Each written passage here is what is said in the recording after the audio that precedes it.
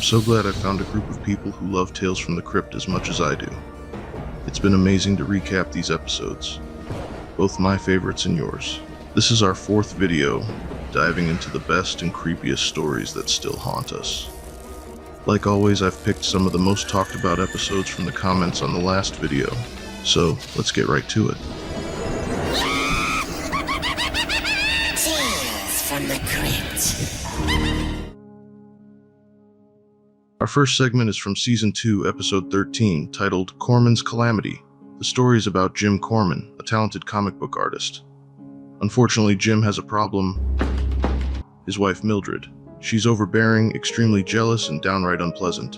Mildred is so nasty that Jim's co-workers literally hide from her when she visits the office. She constantly accuses Jim of flirting with his female colleagues and has nothing but contempt for his career. On top of all that, she's angry he hasn't gotten her pregnant yet. Hi, honey. Don't hi, honey me, you pompous jackass. This is Saturday. When do you plan on coming home? I've got to finish this edition. Bullsnot. You can't fool me, Mr. Weekend Workaholic. You got a blonde bimbo stashed away someplace, and when I find her, I'm gonna rip her cute little powdered face off. Determined to fix that, Mildred forces Jim to take some experimental fertility pills. But these pills don't just boost fertility. They come with some very strange side effects. Jim suddenly finds himself filled with creative energy. His struggling comic project quickly transforms into something extraordinary as he sketches an impressive monster.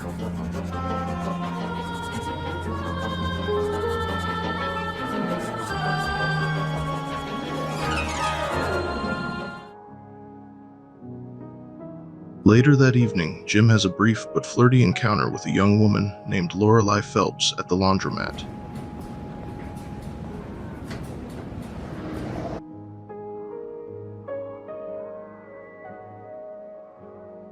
After Jim leaves, the lights go out, and Lorelei is attacked by a man in the dark.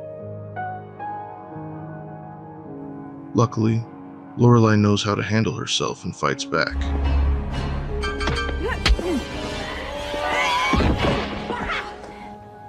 Ow. That Bruce Lee shit is gonna cost you, babe. Just as things start to look grim, a reptilian monster similar to Jim's drawing emerges from a washing machine and attacks Lorelei's assailant, biting his head clean off.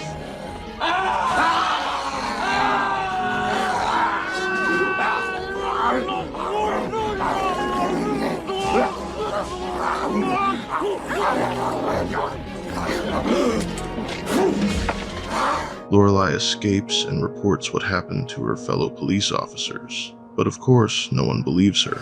A monster emerged from the washing machine and gobbled up the assailant. That's right, sir. And you left the premises after it spat the head out. Well, actually... Hey, you better have that uniform cleaned and pressed by tomorrow morning. The captain will want to have a word with you. The next day, Lorelei sees the exact same monster in the latest issue of the Tales from the Crypt comic book. When she digs deeper, she realizes other monsters that Jim has drawn for the comic match police reports of strange sightings. Convinced there is a connection, she decides to track Jim down.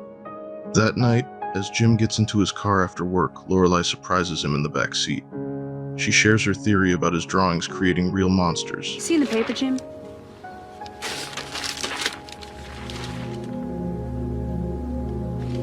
I was there. I saw that thing with my own eyes. What's your point?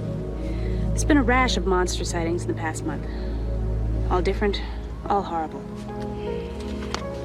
These are police sketches, made from eyewitness descriptions. These are recent Tales from the Crypt comic books, drawn by you.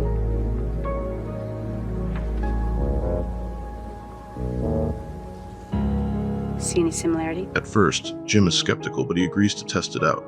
Back at the office, he sketches a new monster. While they work together, the two flirt, and Jim even talks about leaving monster comics behind to try romance stories instead. Sure enough, the new creature he draws comes to life, terrifying a group of kids in an alley.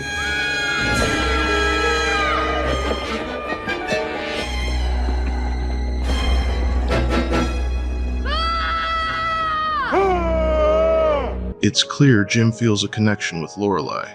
He starts sketching romantic pictures of them together, including a dinner date. He later calls her to arrange a real dinner, but Mildred overhears their conversation. Yeah. See you in 5. Nice secluded spot, huh?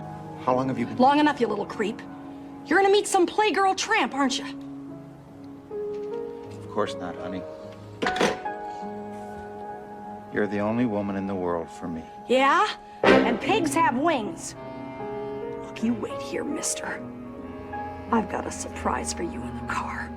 Frustrated and angry, Jim vents by sketching a grotesque caricature of Mildred. Just like his other drawings, this one also comes to life. When Mildred bursts back into the room with a gun, her monstrous double steps in. The creature doesn't take kindly to being insulted and turns on her. Well, that's flattering. Is that how you picture me, Jim, as a rancid heap of garbage? God, what an eyesore. Why don't you feed it a laxative and put it out of its misery?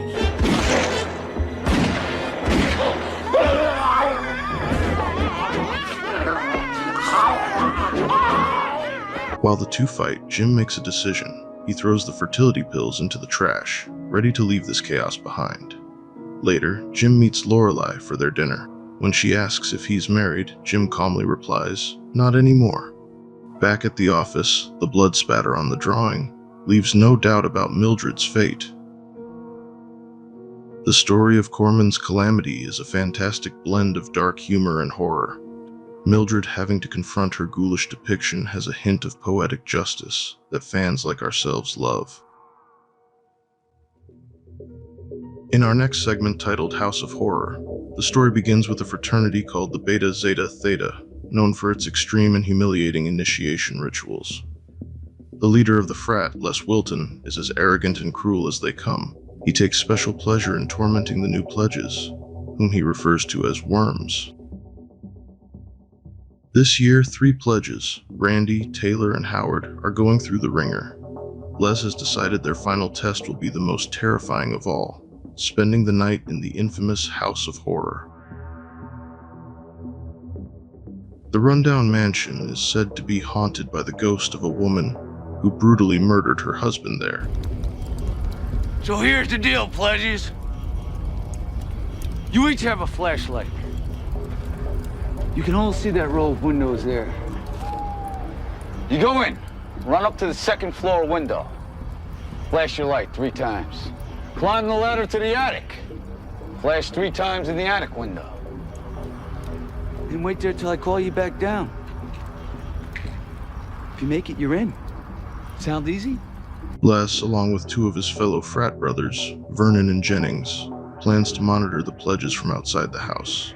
The 3 of them set up hidden cameras and walkie-talkies to track the pledges' progress while they face a series of stage scares designed to freak them out. As the pledges enter the house, Les amps up the theatrics. Vernon and Jennings set off spooky effects, like flickering lights, eerie sounds, and strategically placed props.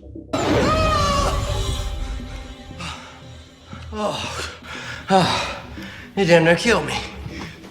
Randy and Taylor seem to be handling it well, but Howard is clearly on edge. When the final pledge enters the house and cautiously goes upstairs, he is suddenly scared by a figure in a dark cloak. Waters?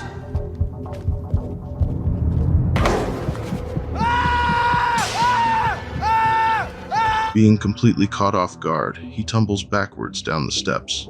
Les enters thinking the pledges are too scared to finish. Talk off this ghost with an axe, it's real! He tried to kill me, he must have killed Henderson in water! Take a good look, asshole. It's just a dummy with a stupid mask we rigged. Did I call this or what? We're talking wall of shame here, guys. Mr. Gutless Wonder of 1993. When it's revealed to the group of onlookers that the extra scares are from a pledge Les had embarrassed years earlier and kicked out of the frat house.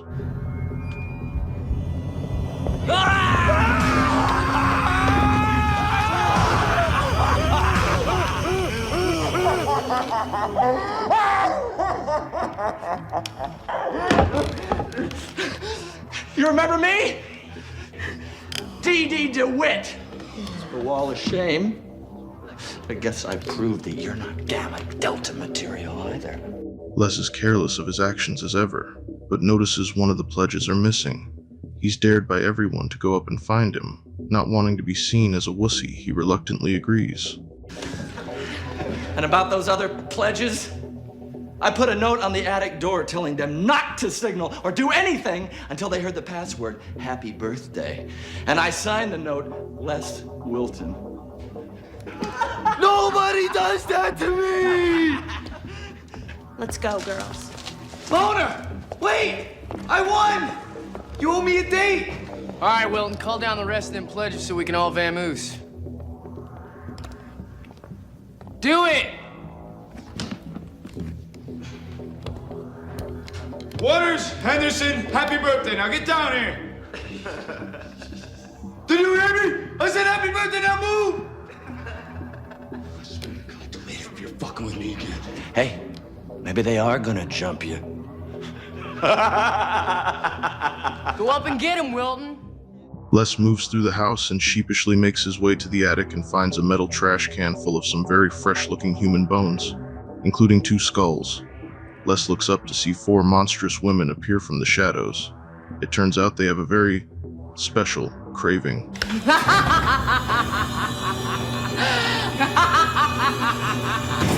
You're about to become Delta Omega material now. Dinner. Remember pledges. Eat every bite or you'll end up on the wall of shame.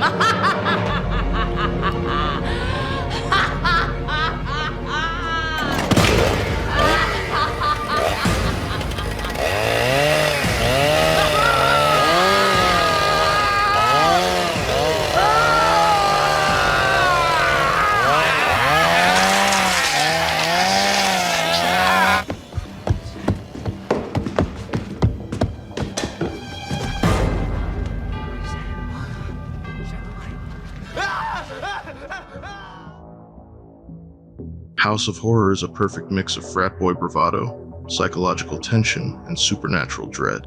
It's a cautionary tale that shows what happens when arrogance meets the unknown, and proves that sometimes the scariest thing in a haunted house isn't the ghost, but the person who never left. Next up is the deliciously twisted episode titled What's Cookin'? This one serves up a gruesome tale of desperation, betrayal, and some unusual culinary choices. Fred, played by the legendary Christopher Reeve, and his wife Irma co-own the struggling Fred and Irma's Calamari Cafe. Fred has a dream to make it the Baskin-Robbins of squid, even though everyone around him thinks it's a terrible idea. Their janitor, Gaston, played by another legend, Judd Nelson. Gaston suggests switching things up and serving his family's recipe, but Fred stubbornly rejects the idea. Later that night, Irma runs into Gaston near the restaurant. The lonely drifter offers to walk her home, but Irma confidently assures him she doesn't need protection, revealing the gun she carries in her purse. Would you like me to walk you home? No, I'm okay. I can take care of myself. Besides, Fred's gonna be home soon. Bye. Meanwhile, Fred's landlord, Mr. Chumley, played by Meatloaf, shows up at the restaurant. He's furious over 3 months of unpaid rent, and when Fred can't pay, Chumley insults his cooking. Enraged, Fred attacks him with a knife. You're one lousy cook.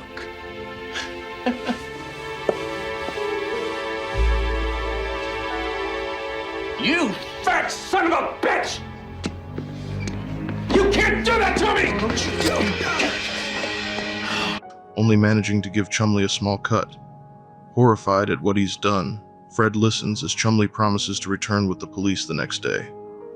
That night, Fred goes home feeling defeated and tries convincing Irma to consider serving pork. But Irma, frustrated yet caring, insists they can't afford another remodel. The next morning, the couple prepares for another bad day at the restaurant, but Officer Phil Farley, played by Art LaFleur, arrives, hungry enough to eat squid. That changes when Irma finds steak and eggs mysteriously stocked in the fridge. Gaston explains he took the initiative to get the meat from a new supplier. I didn't want to say anything because I was afraid that you guys would tell me not to. But you know that barbecue idea that I was talking about? Well, I took the initiative and spoke with this supplier that I know, and he gave me a really good deal. I hope you're not angry with me. I ain't angry, I'm starved. Come on, let's throw one of those babies on the grill. As Irma cooks, the enticing aroma begins drawing in a crowd. Fred is thrilled by the customers, but grows uneasy when he notices Gaston with Mr. Chumley's handkerchief.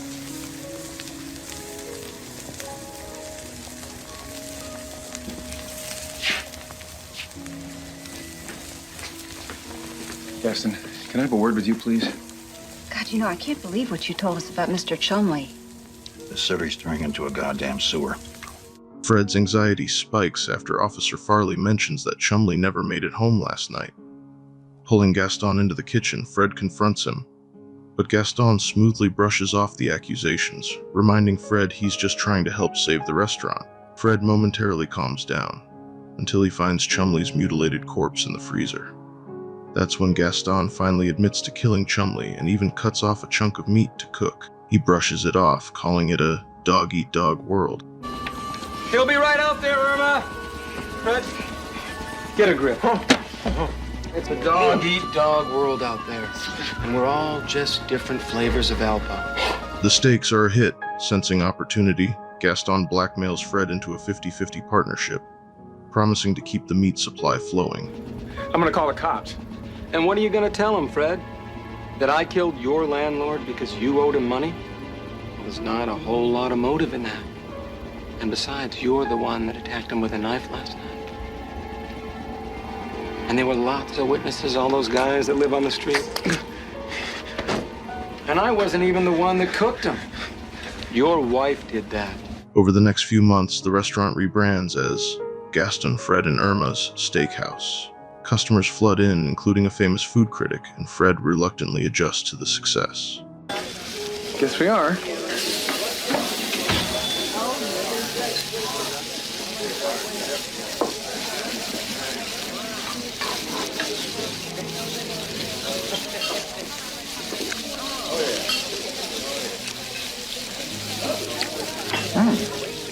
Hey, you know, not bad. That is actually damn good. But paranoia over Chumley's death eats away at him. Irma, still unaware of the source of the stakes, dreams of expanding the business. Meanwhile, Gaston steals the gun from her purse, suspecting Fred might break under the pressure. He later spins a sinister lie, telling Irma that Fred is the one killing people for the stakes. Claiming he's overwhelmed with guilt, Gaston says he plans to kill himself and instructs Irma to meet him and Officer Farley at the restaurant to put an end to Fred's supposed crimes. Gaston arrives at the diner with the gun and tries to kill Fred, but Fred fights back.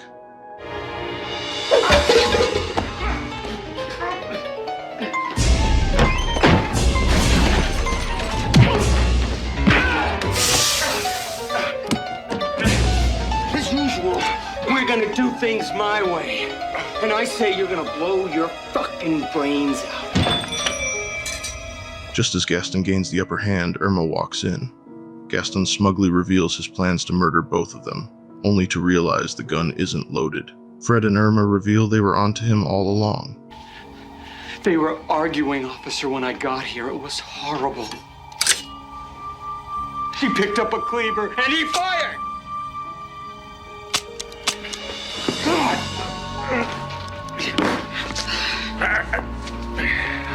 You said that Fred was going to kill himself using my gun. Fred knows I never put any bullets in my gun. Nope, never. I won't let her. As his lies about Fred's suicide tip them off. At that moment, Officer Farley arrives, and Gaston tries to pin everything on Fred and Irma. But to Gaston's shock, Farley reveals that he's developed a taste for the stakes himself. I've developed this taste. And this would solve my early retirement problem. Something to do with myself. Farley's flame broiled sound okay to you guys? Fred and Irma agree to a new partnership, and together they kill Gaston, starting by shoving his face onto the hot grill. The episode ends as Gaston's name on the neon sign outside burns out, leaving only Fred and Irma's Steakhouse.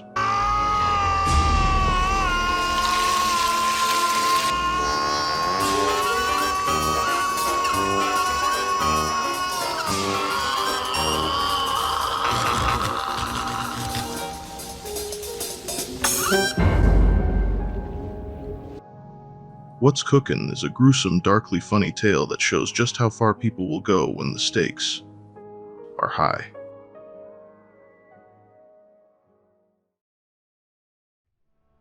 Next, we have the gritty and unforgiving episode Carrion Death.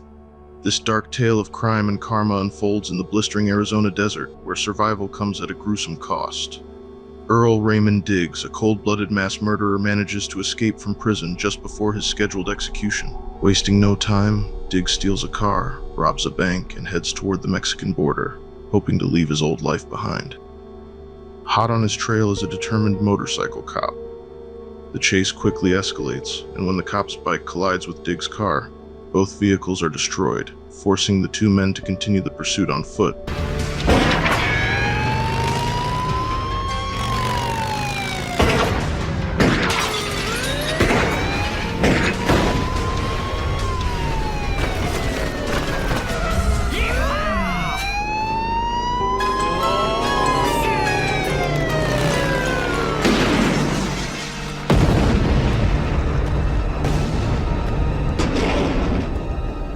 As they push through the endless wasteland, a lone vulture begins circling overhead, watching with eerie intent. The bird seems to taunt Diggs, occasionally swooping closer, and, oddly enough, it even seems to guide the cop toward him. Right there. Mexico's right over that hill.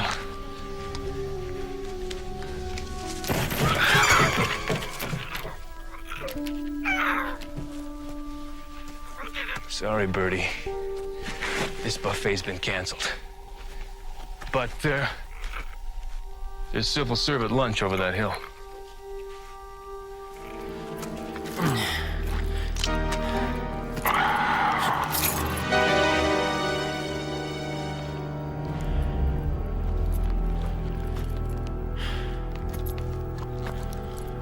Looks like our friend Diggs took off on foot. All right. But just remember,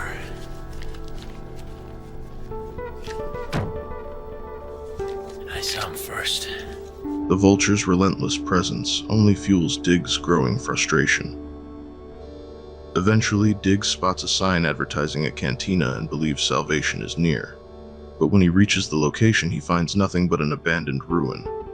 It isn't long before the cop catches up to him, and the two men clash in a brutal fight. End of the road, Diggs. Get me! God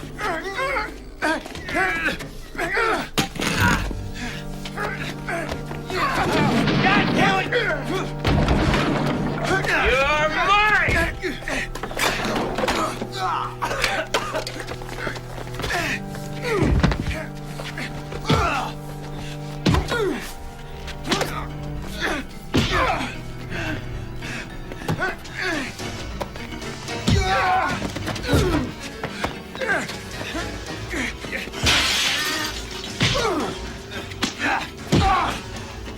The cop manages to handcuff himself to Diggs before the killer gains the upper hand and shoots him with his own gun.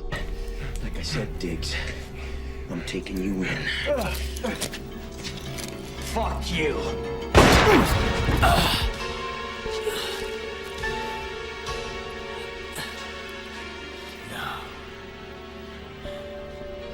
But in a grim twist, the cop swallows the key to the handcuffs just before succumbing to his injuries. Now tethered to a dead body and with the gun out of bullets, Diggs is left with no choice but to drag the cop's lifeless form across the unforgiving terrain as the desert heat and exhaustion take their toll. The vulture, sensing opportunity, stays close, circling above as Diggs grows weaker and more desperate. He finally reaches the border, or so he thinks, as he crests a hill that marks the dividing line. But before he can celebrate, he loses his footing and tumbles down the other side, the cop's body dragging behind him.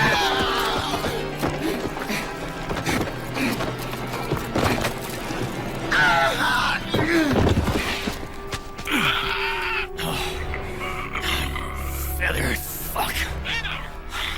Okay. Want some lunch? Here. Lighten my load. Hey! I'm talking to you! Huh? Isn't he good enough for you? What do you want Bird, huh? You want me? No! No! You ain't getting me, Bird! You ain't getting me! God damn it, you ain't getting me! Desperation overtakes Diggs as he tries to free himself from the cuffs. Using the cop's badge and a piece of wood, he fashions a crude hatchet. His plan? To sever the cop's hand. But heat stroke and fatigue blur his vision, and in a horrific mistake,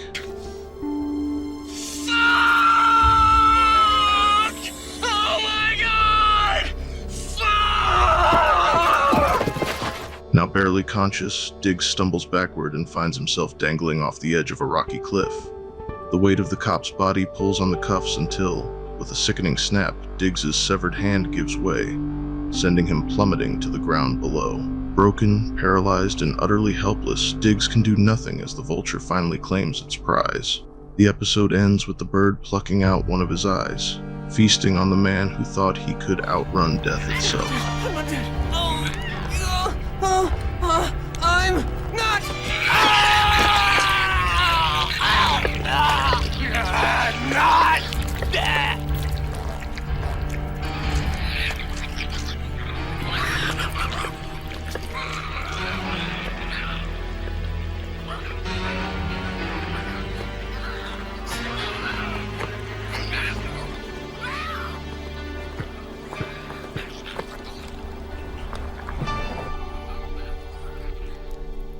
Carrion Death is a grim reminder that no matter how far you run, karma will always catch up to you. In our final segment, we have television terror, a twisted tale about the dangers of sensationalist media, where the pursuit of ratings comes with a deadly price. The story centers on Horton Rivers, a tabloid news host, who, along with his camera crew, arrives at a haunted house in Los Angeles. Horton films his intro, recounting the dark history of the house. Manor right behind me. Ada Ritter, aging matriarch of the Ritter Home boarding house, routinely murdered her elderly guests for their Social Security checks. The bodies were dismembered and buried in the basement. 12 victims in all. Police speculate there may have been more. Only Ada Ritter, who prompted the investigation, knew for sure. Camera 3. Now, 5 years later, the horror continues. Rumors of ghosts, voices in the night, weird lights and sound. Horton announces that he will conduct a live investigation, dramatically cutting through the caution tape he himself set up for effect. Tonight, we'll find out. Because I'm going inside the Ritter house. But you'll be with me on this special haunting edition of Horton Rivers Live. During a commercial break, Horton's producer, Sam, talks over his itinerary. She's both fascinated and disgusted by Horton's willingness to manipulate people for the sake of entertainment. Horton, confirming their off-screen relationship, advises Sam to develop a killer instinct if she wants to succeed in the cutthroat world of showbiz. 10 seconds, Horton. Get your earpiece in. Let me tell you something, pal. You're not tough enough. You're too conscientious. You gotta have that killer instinct, all right? And remember something.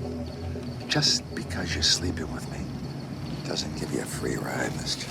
The show resumes and Horton interviews psychic Roland Wershafter, who describes the house as a pit of seething evil and warns them not to enter. Naturally, Horton dismisses him and leads cameraman Trip Henderson into the house. They explore the first floor, getting only a brief scare from some rats in the kitchen. Ladies and gentlemen, this is amazing. I mean, what you're seeing right now is exactly what homicide detectives saw 5 years ago. It's like stepping into a void. It's like stepping into the past. Here, Ada Ritter prepared home-cooked meals for her boarders.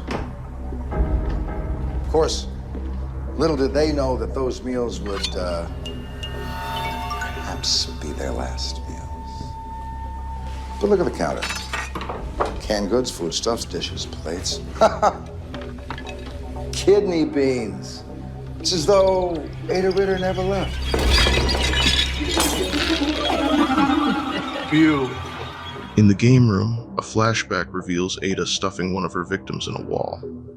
They finally make their way to the cellar, where Ada hid the bodies of her victims.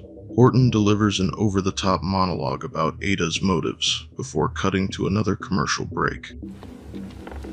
Down here, the smiling matron of death chopped up the corpses, all right, and then stacked their body parts neatly behind a wall. 12 innocent men.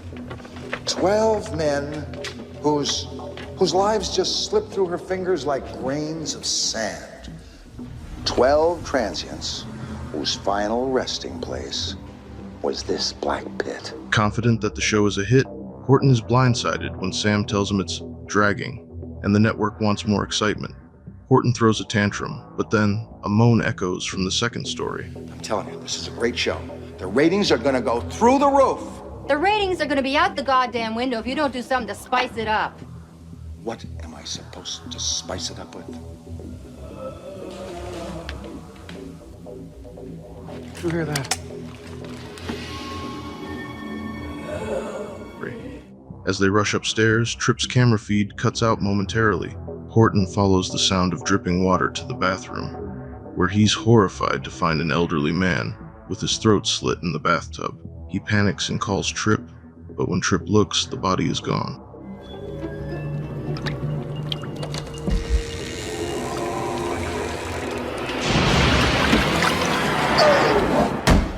Tripp! Come here! Horton, what's happening? Come here. What is it, Horton? What the hell is going on? Suddenly, the chandelier rattled and doors slammed back and forth. As Tripp's camera feed returned, an unseen force moved through the room. The chandelier crashed to the ground, smashing a painting, while blood began spewing from a closet door. When things quieted down, Horton performed for the camera, claiming this was the first ever paranormal activity caught on film. Ladies and gentlemen, what we've been experiencing and what you've been witnessing is the first case of psychic phenomena ever viewed on live television. He calls in Wershafter, who confirms they're facing multiple forms of paranormal activity and warns them that they're in grave danger. Another moan is heard from somewhere in the house, prompting Horton to tell Sam to call the police. Before she can act, she's interrupted by a call from the network. They are thrilled with the show's reception. Meanwhile, Horton follows a blood trail to find Tripp's body hanging from a noose.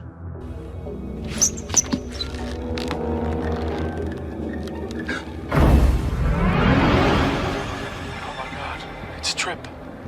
Horton? Horton, who's got the camera? He realizes a ghost is holding the camera and screams in terror.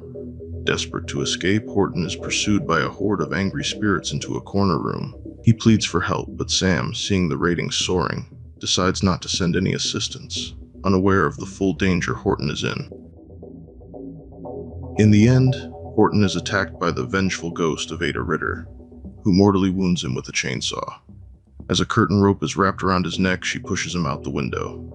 His bloody body hangs from the second-story window, the camera capturing it all live on air. Sam, who thought she was finally developing her killer instinct, watches in horror as the reality of her mistake hits her. The ratings might be soaring, but it comes at a far more terrifying cost. Meet 4 women and 1 man who say they have on the next edition of Horton Rivers Live. So wait just one moment. Before I close this video out, I want to show you guys something. This Halloween decoration. I've had it since I was a kid. I had my mom buy it for me. I take it out every Halloween, and it's from 1996. I was 8, if that shows you anything. But the cool thing, and the reason why I bring this up, is because the little prop that comes with it has an episode, or artwork from an episode that we just featured in this video. I thought that was kind of cool to share. And I want to say in like 1996, I think I was like 8 years old. So, yeah. It shows you how young I was when I first started watching. Anyway.